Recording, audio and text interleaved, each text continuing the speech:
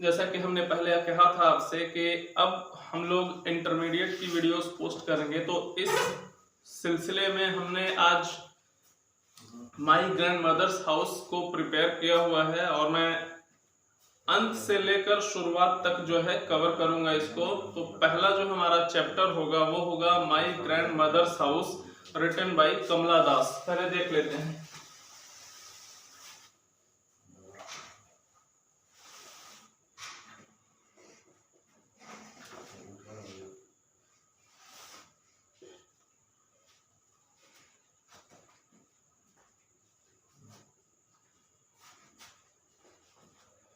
कमला दास ने लिखा है इस पोएम को, माई ग्रैंड मदर्स हाउस को। अब इससे पहले कि हम लोग इस पोएम को शुरू करें, बेहतर ये होगा कि हम कम से कम इनके ऑटोबायोग्राफिकल लाइफ के बारे में थोड़ा सा जान लें, इनकी बायोग्राफी के बारे में जान लें। आखिर राइटर के बारे में जानना जरूरी है क्योंकि इससे क्वेश्चंस जो है हमेशा पूछे गए। ठीक है, तो सबसे पहले देखते हैं कि इनका जो जन्म हुआ था वो हुआ 31 मई को, ठीक है, सॉरी 31 मार्च को, और डेथ 31 मई को हुई। डेट याद रखेंगे, 31 मार्च बर्थ का डेट है और 31 मई डेथ का डेट है। अब बॉर्न का जो ईयर है वो है 1934 और जो डेथ का ईयर है वो है 2009। ठीक है, तो ये हो गया इनका बर्थ, ये हो गई इनकी डेथ। ठीक है, अब बात करेंगे कि ये ऑथर जो है, ऑथर किस किस विषय में है। इंग्लिश, ऑथर जो है वो इंग्लिश की भी है और साथ ही साथ मलयालम। ठीक है, ऑथर की बात करें तो इंग्लिश में भी इनकी राइटिंग पोएम्स वगैरह, शॉर्ट स्टोरीज वगैरह आती रहती हैं और साथ ही साथ मलयालम की भी एक बेहतरीन राइटर के तौर पे उभरी रहती है। केरला की रहने वाली थी, ठीक है, केरला की रहने वाली थी, इस वजह से मलयालम राइटिंग में भी एक अच्छा खासा इनको अनुभव है और इंग्लिश की राइटर तो खैर बहुत ज्यादा इनको प्रसिद्धि मिली है उस मामले में। अब नाम जो है इनका, पेन नेम जो है वो था माधवी कुट्टी।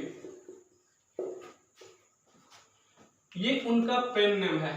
पेन नेम का मतलब होता है कलमी नाम। होता यह है कि राइटर अपना वास्तविक आइडेंटिटी छिपाकर एक दूसरा नाम एडॉप्ट कर लेता है, एक दूसरा नाम प्रसिद्ध कर लेता है, अपने साथ वो एसोसिएट कर लेता है, जोड़ लेता है और उसी नाम से वो कविताओं को लिखना शुरू करता है।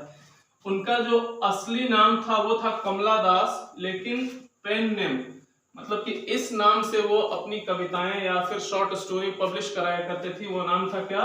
माधवी कुट्टी। अब नाम की जहां तक बात करें तो आगे चलकर इन्होंने क्या किया, एम्ब्रेस्ड इस्लाम। अपने जीवन के आखिरी समय में इन्होंने इस्लाम धर्म कबूल कर लिया और तब जाकर इस्लाम कबूल करने के बाद, इस्लाम धर्म स्वीकार करने के बाद इन्होंने अपना नाम बदल कर रख लिया, क्या? कमला सुरैया। इस्लाम धर्म स्वीकार करने के बाद इनका नाम कमला सुरैया हो गया। ठीक है, इससे पहले इनका नाम पेन नेम जो था वो माधवी कुट्टी था और वास्तविक नाम इनका जो है कमला दास था। ठीक है, अब हुआ क्या, इनके नोटेड वर्क्स देख लेते हैं कुछ। नोटेड वर्क्स कौन कौन से हैं? नोटेड वर्क्स का मतलब है कि कौन कौन सी इनकी प्रसिद्ध किताबें रही हैं, उनकी बात हो रही है। देखिए,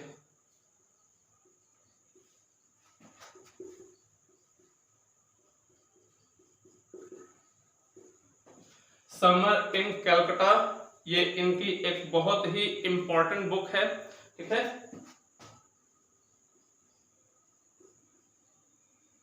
माई स्टोरी, ये एक इनकी किताब है बहुत ही अच्छी।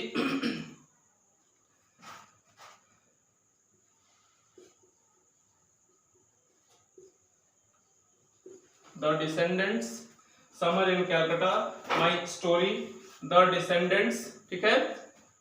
इसके अलावा इन्होंने और भी बहुत सारी किताबें लिखी हुई हैं जिनमें द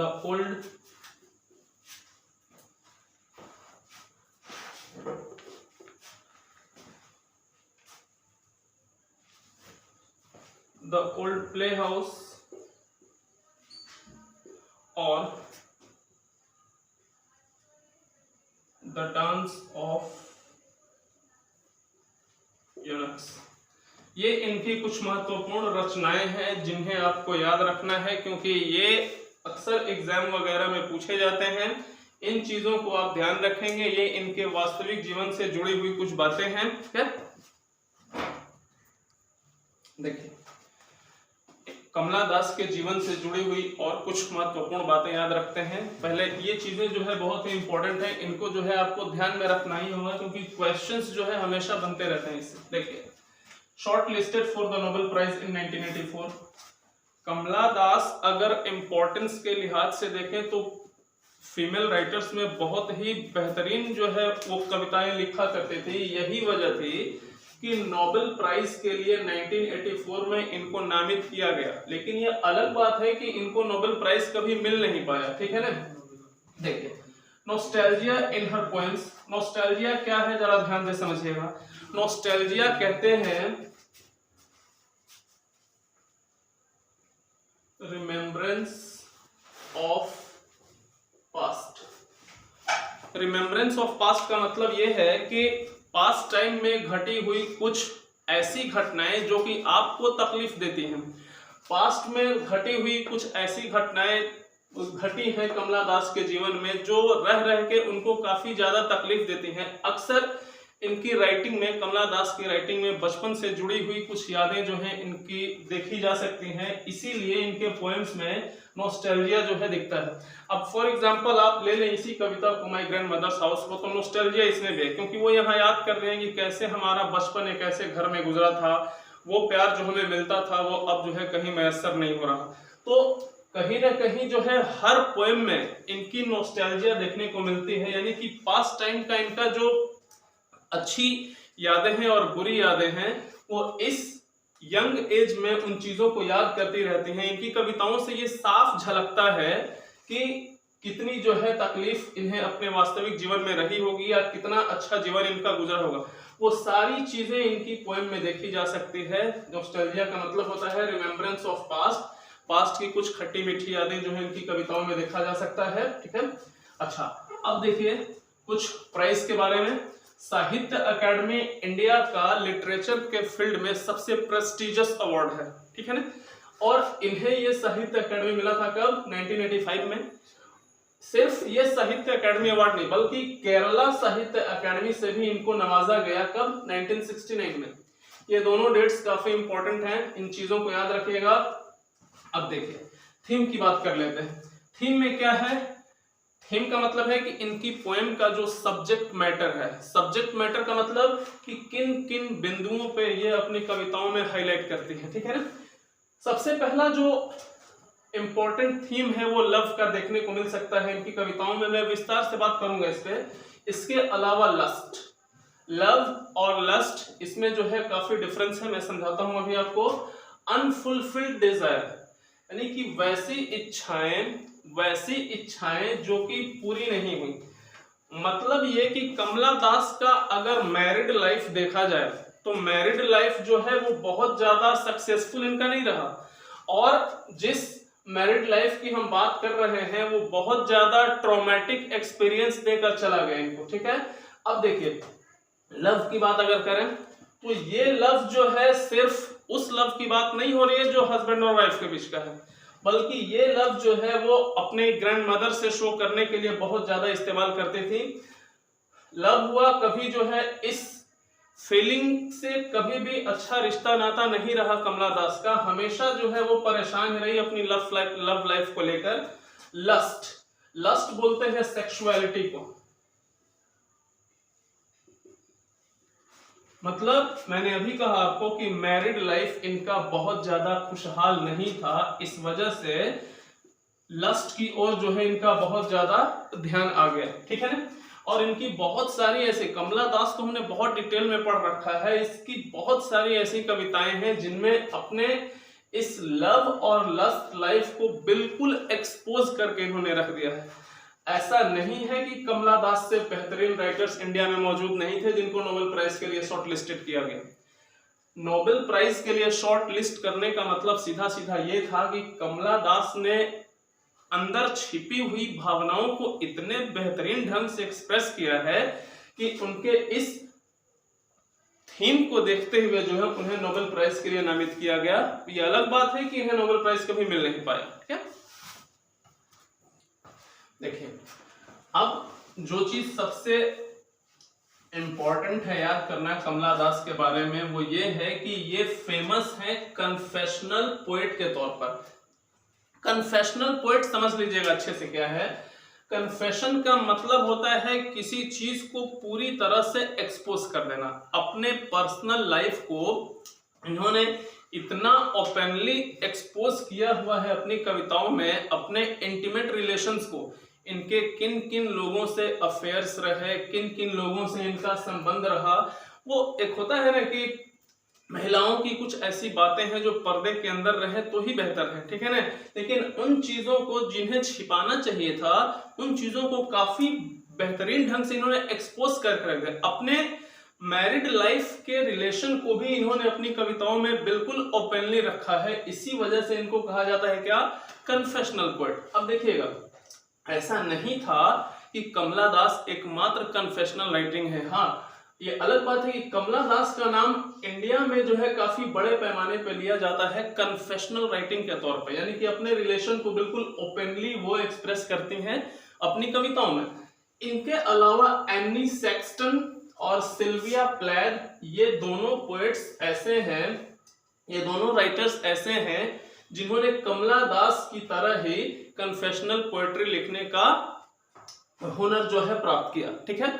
अब देखिएगा, कन्फेशनल पोएट होता क्या है, कन्फेशनल पोएम्स होते क्या हैं, पहले इन चीज को समझ लीजिएगा। कह रहा है it means self revelation.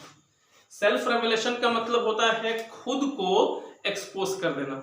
Human life के बहुत सारे ऐसे पहलू हैं जिन्हें आप फुली एक्सपोज नहीं कर सकते, अपने रिलेशन को पूरी तरह से आप पब्लिक नहीं कर सकते, क्योंकि कुछ चीजें छिपाने के लिए ही होती हैं। लेकिन इन्होंने क्या किया, सेल्फ रेवलेशन पूरा इनकी कविताओं में देखने को मिलता है। अपने किन लोगों के साथ कैसे अफेयर्स रहे, इन तमाम चीजों को इन्होंने क्या किया, दिखाया अपनी कविताओं में। इंटेंसली पर्सनल, इंटेंसली पर्सनल का मतलब बहुत ज्यादा जो है अपने आप को पूरी तरह से रिवील कर देना अपनी कविताओं में। उसके अलावा इंटीमेट थीम, इंटीमेट का मतलब होता है relation between man and woman, ठीक है। तो इस अपने किन किन लोगों के साथ इनके कैसे कैसे संबंध रहे, अपने पर्सनल रिलेशन को इन्होंने क्या किया कि पूरी तरह से अपनी कविताओं में दिखाया, ठीक है। ट्रॉमा, मैंने कहा कि मैरिड लाइफ जो है काफी अच्छी नहीं चली इनकी, कमला दास की, तो ट्रॉमा जो है इनके दिमाग में आएगा। ट्रॉमा का मतलब होता है ए फीलिंग दैट हर्ट्स, ठीक है ना, एक ऐसी फीलिंग जो कि बार बार इंसान को हर्ट करता है, बहुत ज्यादा चोट पहुंचाता है, उसको बोलते हैं ट्रॉमा, ठीक है। डिप्रेशन, निराशा इनकी कविताओं में जो है साफ झलकता है, चाहे निराशा लव के मामले में हो या फिर मैरिड लाइफ के मामले में हो, ठीक है। ट्रबल रिलेशनशिप, यहां देख सकते हैं ये सारे जो कैरेक्टरिस्टिक्स हम दिखा रहे हैं वो सब कन्फेशनल पोएम के हैं। कन्फेशनल पोएम में क्या क्या दिखाया, कन्फेशनल का मतलब होता है कि अपनी चीजों को एक्सपोज कर देना पूरी तरह से। तो क्या आप इसमें देख लीजिए, ट्रबल रिलेशनशिप, अपने कैसे कैसे संबंध रहे होंगे, उन तमाम संबंधों को इसने दिखाया अपनी कविताओं में। Psychological aspect of poetry writing, psychological aspect क्या है, मतलब कि मनोवैज्ञानिक जो चीजें हैं, वैसी चीजें जिनका संबंध हमारे मनुस्मृति से है, उन चीजों को भी इसने क्या किया, अपनी कविताओं में दिखाया पूरे अच्छे तरीके से, ठीक है ना। तो साइकोलॉजिकल राइटिंग है ये, ठीक है। कन्फेशनल राइटिंग जो है साइकोलॉजिकल राइटिंग होती है। शी गोज बियॉन्ड एम्बैरसमेंट, मतलब मतलब कि एक लिमिट होती है शर्म की, ठीक है, इस शर्म की हद को भी जो है कमला दास ने पार कर दिया किसी किसी कविताओं में। आपको क्या जरूरत है अपने बेडरूम एस्पेक्ट को पूरी तरह से एक्सपोज करने की कविताओं में, बल्कि इतना इंटेंशनली इंटीमेट सीन्स को जो है अपनी कविताओं में नहीं देना चाहिए, खास तौर पे एक फीमेल राइटर को, ठीक है ना। लेकिन यहाँ पे आप देख सकते हैं गोज बियॉन्ड एम्बैरेसमेंट, यानी कि एक ऐसा पॉइंट होता है वुमन लाइफ में जिस चीज को बताना अपने आप में शर्मनाक बात होती है। लेकिन कमला दास को कन्फेशनल राइटर इसीलिए कहा जाता है क्योंकि इन्होंने अपने सेक्सुअल लाइफ को भी जो है पूरी तरह से दिखाया है अपनी कविताओं में, ठीक है ना। अब देखिए एक खास बात है कि फर्स्ट पर्सन नैरेटिव में लिखा जाता है। फर्स्ट पर्सन नैरेटिव क्या है और थर्ड पर्सन नैरेटिव क्या है आप समझ लीजिए जरा सा। जब राइटर अपनी राइटिंग में खुद के बारे में बात करेगा उसको बोला जाता है फर्स्ट पर्सन नैरेटिव। इसी को एक दूसरे नाम से जानते हैं क्या, सब्जेक्टिव राइटिंग, ठीक है, इसी को जाना जाता है क्या, सब्जेक्टिव राइटिंग। अब एक बात समझिएगा जरा सा, हुआ क्या कि ये सारी चीज देखने को मिलती थी किसमें, कमला दास की राइटिंग में। इनकी जो ऑटोबायोग्राफी है जिसका नाम है माई स्टोरी, माई स्टोरी के नाम से कमला दास ने अपनी एक ऑटोबायोग्राफी लिखी थी, ठीक है ना। कब आई है, 1975 में। इस माई स्टोरी में जो है कमला दास ने अपनी तमाम चीजों को, अपने लाइफ में कैसी कैसी फीलिंग से दो चार होना पड़ा था इनको, वो तमाम बातें जो है वो रखती हैं यहाँ पे। बात समझ रहे हैं ना। देखिए अब हम ये देख लेते हैं कि इसमें फेमिनिज्म का क्या लेना देना है। फेमिनिस्ट फिलॉसफी जो है वो है क्या, नारीवाद बोलते हैं इसको हिंदी में। देखिए इसमें फेमिनिस्ट इमेजरी देखने को स्पष्ट रूप से मिलते हैं क्योंकि जितनी भी इनकी टॉपिक्स हैं, जिन चीजों से भी ये अपने पोएम को शानदार बनाती हैं, उनमें फेमिनिस्ट इमेजरी का जो है काफी भरमार है, ठीक है ना। देखिए टॉपिक्स लाइक मैरिज, इनकी राइटिंग में भी जो है शादी जैसे मुद्दे काफी देखने को मिले हैं, क्योंकि मैंने पहले भी कहा था कि मैरिज लाइफ जो है, शादीशुदा जिंदगी इनकी काफी अच्छी नहीं चली, तो मैरिज लाइफ जो है उनका देखने को मिल सकता है इस पोएम में। मदरहुड, मातृत्व जिसको बोलते हैं, मदरहुड भी जो है अपने से देखा जा सकता है इनकी कविताओं में। Women's relationship with their bodies, महिलाओं का क्या संबंध होता है उनके अपने बॉडी से, ठीक है, वो अपनी बॉडी के बारे में क्या क्या सोचती हैं, इन तमाम चीजों को पाया जाता है किसमें, फेमिनिज्म की फिलॉसफी में। और मुझे लगता है कि कमला दास ने अपनी कविताओं में बेहतरीन ढंग से फेमिनिज्म को एक्सप्रेस किया हुआ है। ऐसा नहीं है कि फेमिनिस्ट राइटर के तौर पे कमला दास एकमात्र है, बहुत सारे लोग हैं इस फेमिनिस्ट राइटर के लिस्ट में। फॉर एग्जाम्पल आप ले सकते हैं वर्जीनिया वुल्फ का नाम, वर्जीनिया वुल्फ, आप ले सकते हैं इलेन शोवाल्टर, वर्जीनिया वुल्फ हो सकती हैं, इलेन शोवाल्टर हो सकते हैं, और भी इस तरह के बहुत सारे राइटर्स हो सकते हैं। आप ले सकते हैं हेलेन सिक्सस का नाम। ये सब टॉप मोस्ट के फेमिनिस्ट राइटर्स गुजरे हैं, महिलाएं हैं, ठीक है ना। इन्होंने जो है फेमिनिस्ट राइटिंग को काफी ज्यादा विस्तार दिया हुआ है। ये चीजें जो है कमला दास की कविताओं में भी स्पष्ट रूप से देखने को मिलता है।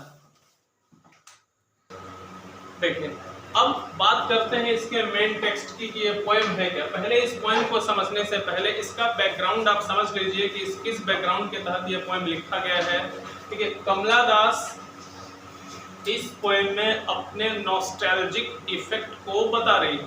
वो अपना बचपन याद करते हुए कह रही हैं कि हमारा बचपन किस दौर से गुजरा है, कैसा बचपन हमारा रहा था। इस वक्त कमला दास मैरिड हो चुकी हैं, कमला दास की शादी हो चुकी है। आफ्टर मैरिज ये जो है अपने हस्बैंड के घर में रहती हैं और वहां से वो अपना डिससेटिस्फेक्शन, अपनी असंतुष्टि को जाहिर करते हुए इस पोएम के बारे में बात कर रही हैं। कमला दास, एक बार फिर से समझ लीजिए, इस पोएम में अपने हस्बैंड के घर में मौजूद हैं और वहां वो अपने डिससेटिस्फेक्शन के बारे में बात कर रहे हैं कि वो अपने उस बचपन को याद कर रही है कि किस तरह से इनका बचपन जो है गुजरा था।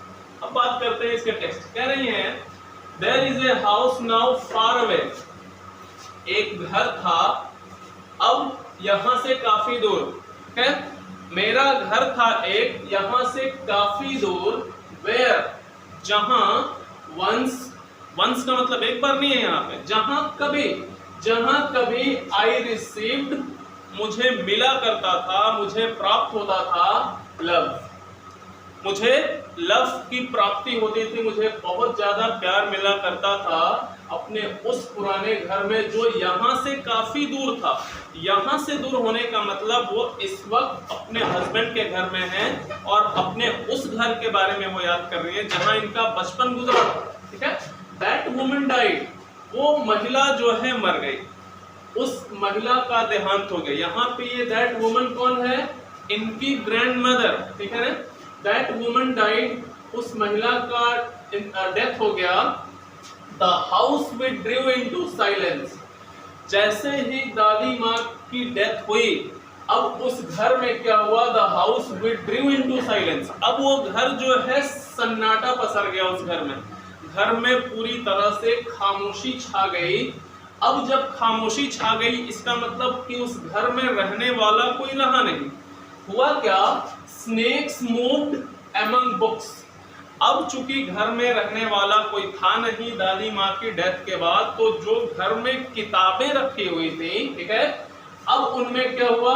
सांप घूमने लगे, उन किताबों में सांप घूमने लगे। अब चूंकि घर में पूरी तरह से सन्नाटा छा गया, अब कोई रहने वाला था नहीं वहां।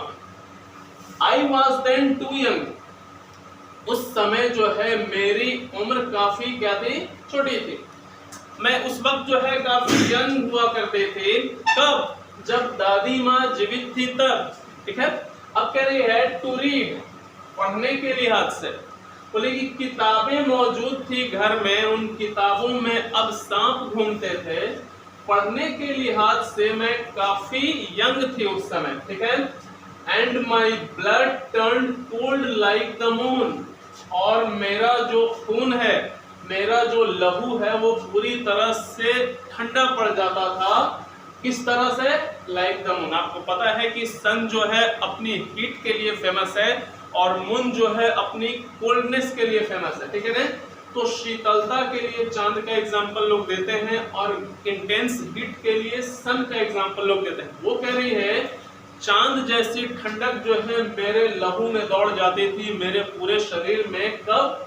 जब मैं देखती थी इन सांपों को घर में दौड़ते हुए इधर से उधर। ठीक है, क्योंकि सांप ऐसे क्रीचर्स होते हैं जिनसे डर का अपने आप जो है इमोशन अपने आप मन में आ जाएगा। इस वजह से वो कह रही है कि मेरा जो खून है वो बिल्कुल ठंडा पड़ जाता था इस दृश्य को देखकर।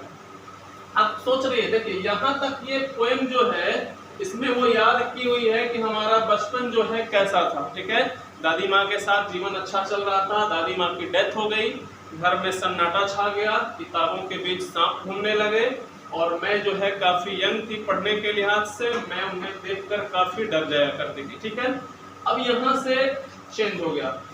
How often I think of going, कितनी बार जो है अक्सर मेरी समझ में आता है, मैं ये सोचने लगती हूँ, आई थिंक ऑफ गोइंग, कि मैं चली जाऊं। हस्बैंड के घर में है, वो कह रही है कि अक्सर मेरे मन में ये ख्याल आता है कि मैं यहाँ से चली जाऊं। कहाँ? देयर, अपने उस पुराने घर में। टू पियर, और जाकर झांकू मैं, पियर का मतलब झांकना होता है, पियर जाकर झांकू मैं, through blind eyes of the windows. Blind eyes of the Windows का मतलब क्या है? देखिए खिड़की जो है, घर की खिड़की थी, वो कह रही है कि मेरा कई बार ये इच्छा होता है कि मैं यहाँ से चलूं और जाकर अपने उस घर की अंधी खिड़कियों से होकर झांकूं। अंधी खिड़कियां क्यों कह रही है? क्योंकि अब उन खिड़कियों से देखने वाला कोई रहा नहीं। ठीक है, उन खिड़कियों पे जो है धूल जम गया है पूरी तरह से, न अंदर से कुछ बाहर दिखता है, न बाहर से कुछ अंदर दिखता है। इस वजह से वो कह रही है blind eyes of the windows. Blind eye का मतलब क्या है? अंधी आंखें। खिड़कियां जो चीज है वो देखने के लिए होती है। खिड़कियां जो है तो खिड़कियों की मदद से लोग घर के अंदर झांकते हैं, लेकिन यहाँ पे ये ब्लाइंड हो चुकी हैं वो खिड़कियां। क्यों? क्योंकि अब देखने वाला उनसे कोई रहा नहीं उस घर में, ठीक है ना।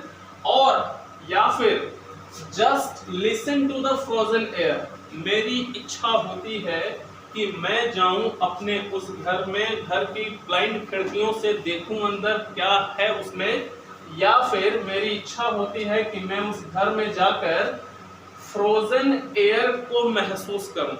फ्रोजन एयर को महसूस करूं। फ्रोजन एयर क्या कह रही है? कि बहुत दिनों से वो घर बंद पड़ा है। बंद इसलिए पड़ा है क्योंकि अब कोई रहने वाला नहीं रहा वहां पे, और हवा भी जो है, हवा न कभी घर के अंदर गई और न घर से बाहर आई, ठीक है। इस वजह से जो हवा वहां मौजूद है वो जम चुकी है, ठीक है। मतलब ये कितना बेहतरीन इमेजरी दिखा रही है कमला दास। कह रही कि हवा भी जो है जम चुकी है, फ्रोजन एयर। मेरी इच्छा होती है कि मैं जाऊं और वहां उस घर के अंदर जमी हुई हवा को महसूस कर सकूं, ठीक है। और या फिर इन वाइल्ड डिस्पेयर, या फिर जब कभी भी मैं बहुत ज्यादा निराश होती हूँ, इसी निराशा में मेरी इच्छा होती है कि pick an armful of darkness, कि मैं जाऊं और उस घर से थोड़ा सा अंधियारा लेकर, ठीक है, टू ब्रिंग इट हियर, मैं ले आऊं, ठीक है, अपनी बाहों में थोड़ा सा अंधेरा वहां से डार्कनेस उठाकर ले आऊं, टू लाई, और रख दूं कहां? Behind my bedroom.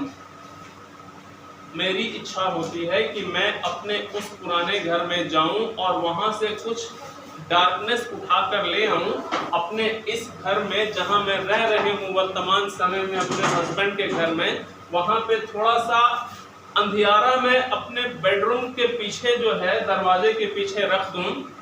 अब यहाँ डार्कनेस कोई कैसे ला सकता है?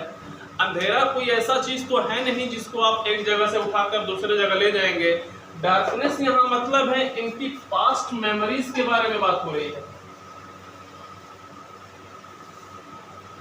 कमला दास यहाँ कह रही है कि मेरी इच्छा होती है कि मैं जाऊं और अपने उस पुराने घर से कुछ यादों को समेटकर अपने इस घर में मैं रख दूं बिहाइंड माय बेडरूम, अपने बेडरूम के पीछे। किस तरह से? Door, bedroom door, like a brooding dog. जिस प्रकार घर के दरवाजे के पीछे कोई कुत्ता जो है, पालतू कुत्ता बैठा रहता है, मैं बिल्कुल वही चाहती हूँ कि उसी तरह से मैं कुछ यादों को ले आकर दरवाजे के पीछे समेट के रख दूं, वो बिल्कुल उस पालतू कुत्ते की तरह पड़ा रहे। मतलब वो क्या चाह रहे हैं यहाँ पे? वो चाह रहे हैं कि हम जुड़े रहें अपने उस घर से, वहां से जो कुछ भी हमारी यादें जुड़ी हुई हैं उन चीजों को लाकर यहाँ पे एस्टेब्लिश करने के मूड में है, ठीक है। You can not believe darling, वो कह रही है उस हस्बैंड को या फिर किसी और को, वो कह रही होंगी तुम्हें यकीन नहीं होगा, ठीक है, तुम विश्वास नहीं कर सकते। यहाँ पे वो किसी को एड्रेस कर रही है, ठीक है ना।